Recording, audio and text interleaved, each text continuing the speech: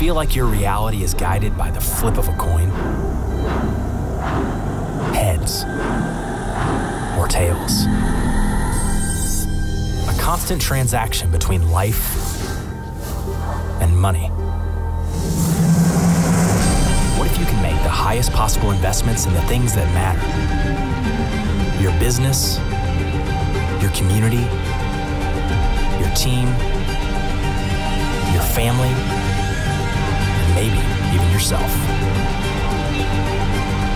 Our next speaker is president and CEO of one of the largest independent fee-only financial advisory firms in the country. He will help you learn about the importance of managing your finances so that you have no regrets.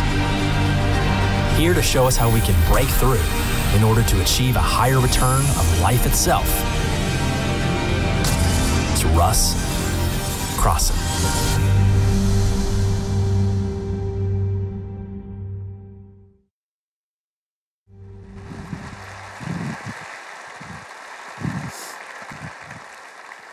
Well, I'm sure none of you are interested in this topic, right? Well, it's a real pleasure to be here. I love this theme, breakthrough, because the area of money is an area where we all need some breakthrough. And since breakthrough is a way to think and change your thinking, hopefully in these few minutes we have together, I'll be able to give you a different way to think about money in the context of your life. And so I want to give you a perspective that maybe you haven't thought about. And when I think about the word perspective, I think about the young girl who went off to college. She wrote her mom and dad and said, "Mom and Dad, I'm sorry I haven't written to you sooner, but I was involved in the revolution here on campus. And when we burnt down the administrative building, I was burned. But don't worry, I'm recovering quite nicely here in the student hospital. And I met a really nice guy while I was here. He's a really nice guy, and you can get your desire to become grandparents real soon and come visit the baby in Nepal. Love, Susan. P.S. There was no fire. I'm not pregnant. I don't even have a boyfriend. But I did flunk chemistry and English, and I want you to keep that in proper perspective." We need a proper perspective about our money. Now, if you'll go on your next app, you'll find this diagram that you see behind me, so you can pull that up on your app or your iPad or whatever, and you'll also find some note-taking places there. But what I want to point out, and I hope I ingrain this diagram in your thinking, because what you'll see in this diagram is that we have to try to balance the issues of life. Money sits right in the middle of our life because we have to deal with it, right? We have to buy kids braces and clothes and things like this and food, put food on the table and stuff like that. So money sits there. And then when you see on the right side of the diagram, I'm going to talk about there's three ways that you can invest your money. You can invest it in financial capital, spiritual capital, or social capital. Now, if we look at the left side of the diagram, let me ask you a question. Does anybody in here have a problem with balance? Anybody? Nobody has a problem with balance? Yeah, a few of you are being honest. That's good, yeah. And so if you look at the left side, and we heard Tony last night talk about the fact that the family is the caretaker of the soul of man. So we have to manage our families. And you see the left side of that diagram, we have to work on our relationship with God. We have to build that in. We have to be involved in our community, the world. We have to be involved in our business and our family. If you look at that diagram, which two seem to war against each other the most? Which two? Work and family. I heard this over here. Do you ever stop and think about why that's the case? You know, when you're starting your career, you're starting your store, you're just getting going, you're starting your family, you don't have any money. When you finally get the money in the big house, you don't need it. Do you ever think about it? It's all backwards. So the issue is, how do we live life with a balanced perspective and not to get to the end of our life and have any regrets? See, I developed this diagram about 20 years ago because I work with a lot of wealthy people. I work with a lot of people that make a lot of financial capital.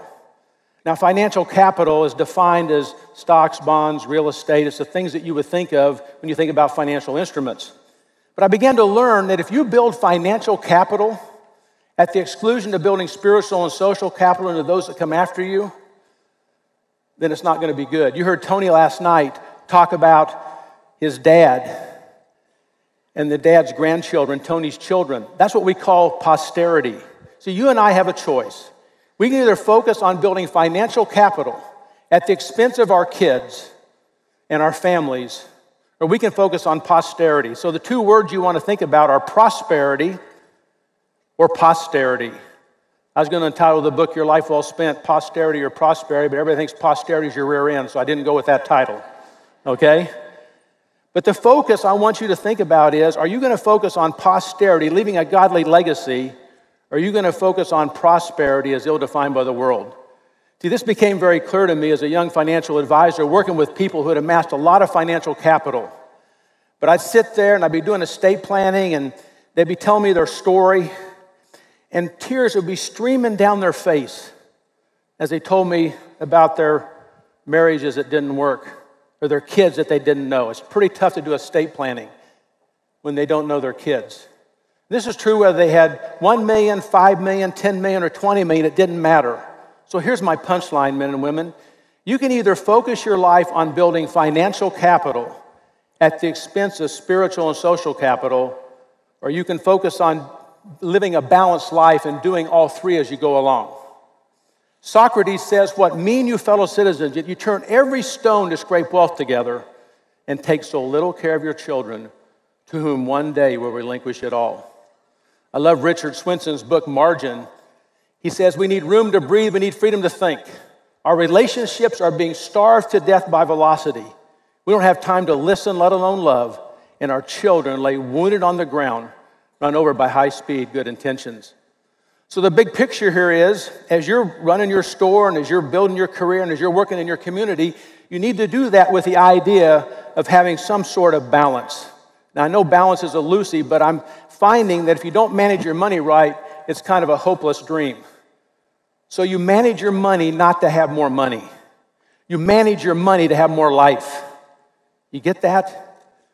You know, this is one thing I've learned in 37 years, that if I have all the money in the world, but I've lost my family or I've lost my marriage, then it really doesn't matter. In fact, there's just one sure way to mess up your financial picture, and that's not keep your marriage together. So here's the deal. You know, you've got a model for yourself right here about what I'm talking about, right? You saw 2 generations of Kathys up here last night. Truett built financial capital, but he also understood what I'm talking about and was able to build spiritual and social capital into generation 2 and generation 3. Hopefully that's a model for you.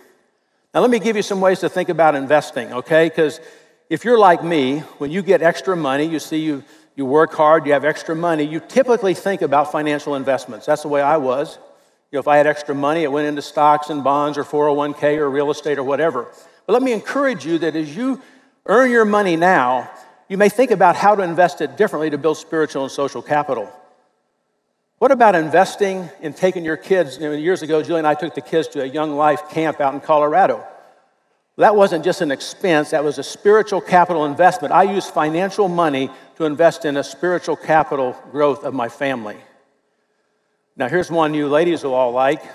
You know, years ago, we had little kids. Julie and I have 3 boys. When they were little, it's kind of hectic between Thanksgiving and Christmas, right? Is it hectic at your house during that time? Even exacerbates the pace. So I thought, maybe I'll take some of my money and invest in house help for this season of the year. Now, up until that time, I would have never thought of that as an investment. But that was a good investment, and none of you guys should be elbowing your husbands. I'm seeing some of that now. But I want to encourage you that when you have money, don't just think financial instruments. Think, how could I use this to invest spiritually? That has to do with giving, but it also has to do with how do you invest in your family? How do you invest in your marriage? Maybe you pay for that retreat, that marriage retreat at WinShape, and that's an investment that you make. So the big idea here is I want you to grasp that you don't manage your money to have more money. You manage your money to have more life. And you focus on building spiritual and social capital, building a godly posterity for the next generation. Now, let me give you 3 things that cause us to get out of balance. See, there's 3 lies we believed about our money. There's way more than 3, but I'm going to give you 3 to think about. And see, Satan, he only has one game. You guys know that? Satan only has one game. He's a liar, but he's really good at it. So at least you know he's only got one game plan, that's to lie. But the problem is he's really good at it and we buy him. So I'm going to give you 3 lies that we tend to believe that get us out of balance in our lives. The first area is we believe the lie that money is a measure of our self-worth. You know how I know this? One of the first things we do when we meet people is we ask them, what do they do? We ask them, where do they live? What do they drive? We stack people up social economically because in our minds, our financial worth equates to our personal worth. But if you read the scriptures, we see very clearly that we're worth an incredible amount. We're Christ's workmanship, created in Christ Jesus for good works. We're worth an incredible amount regardless of how much money we have. Some of you may have a mall store. Some of you may have one standalone. Some of you may have two. You all make different income levels.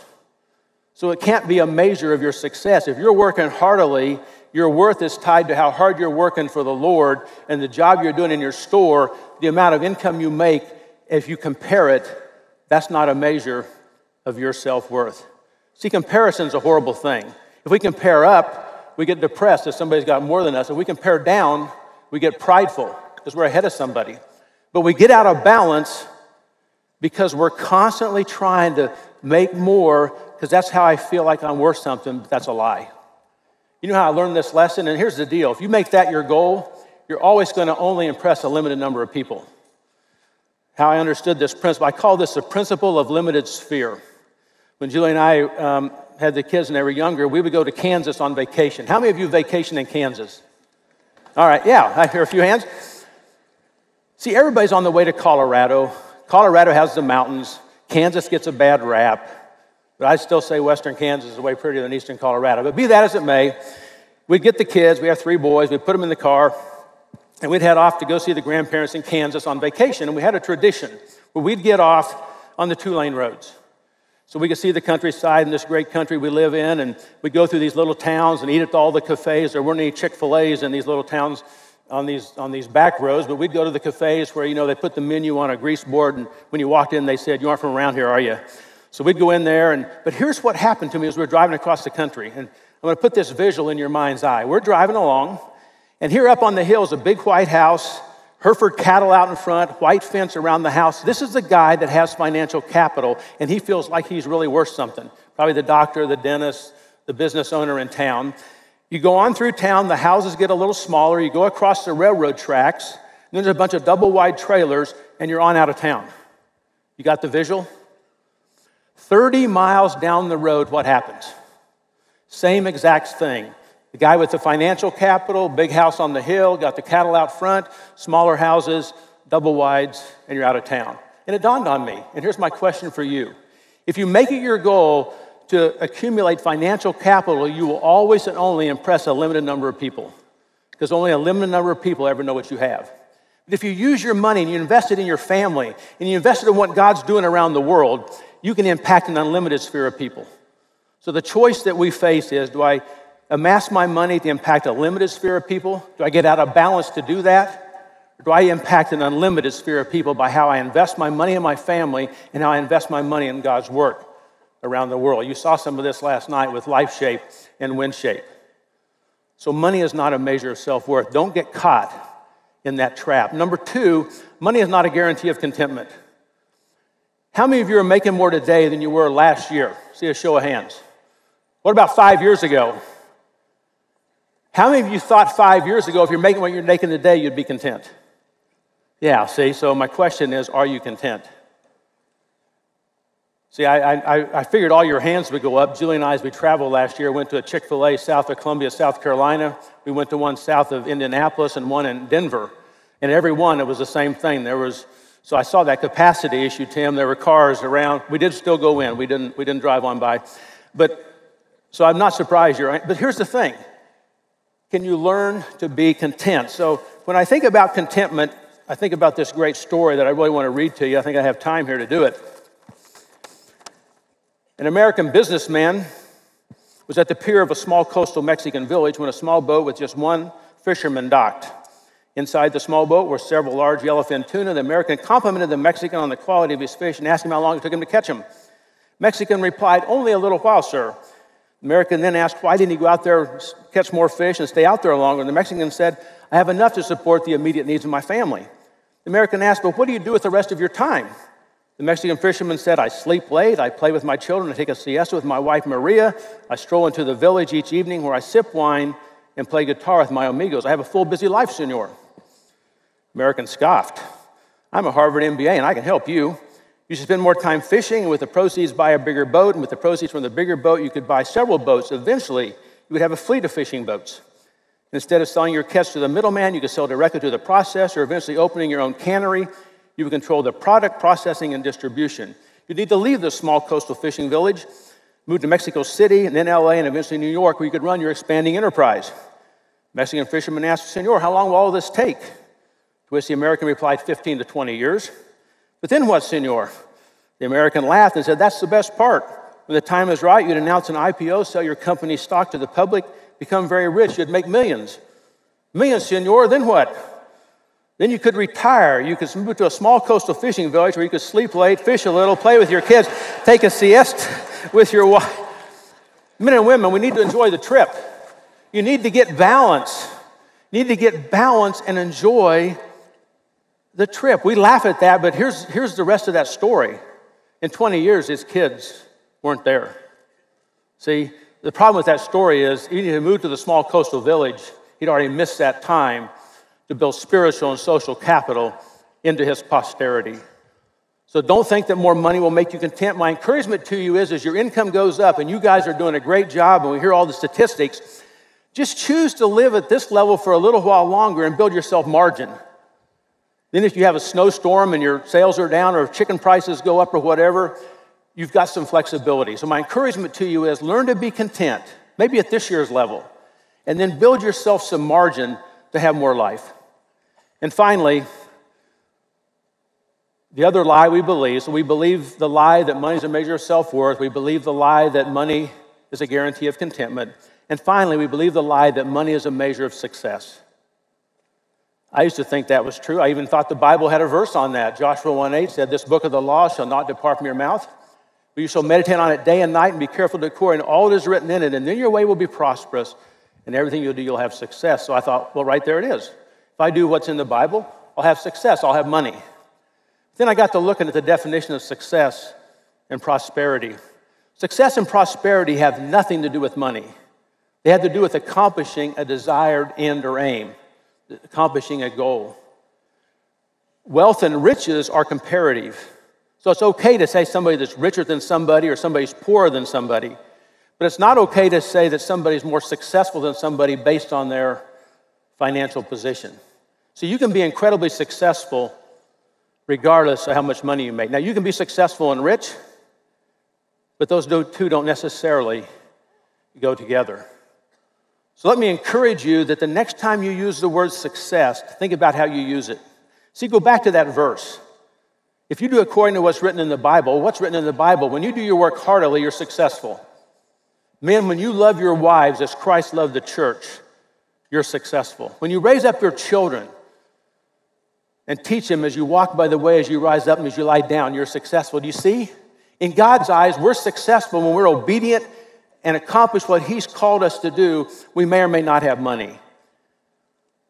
So my prayer for you and my encouragement to you is quit thinking like the world. Quit thinking that more money will make you happier, that more money is a measure of success, that more money is what will make me worth something, that if I just made a little bit more, I'd be content.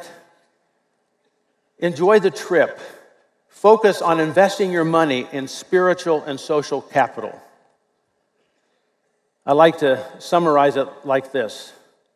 A life well spent is a life that earns and uses money to buy time to build balance in life so you can focus on what's really going to matter for eternity. It's a focus on the eternal in the realm of the temporal. Did you get that?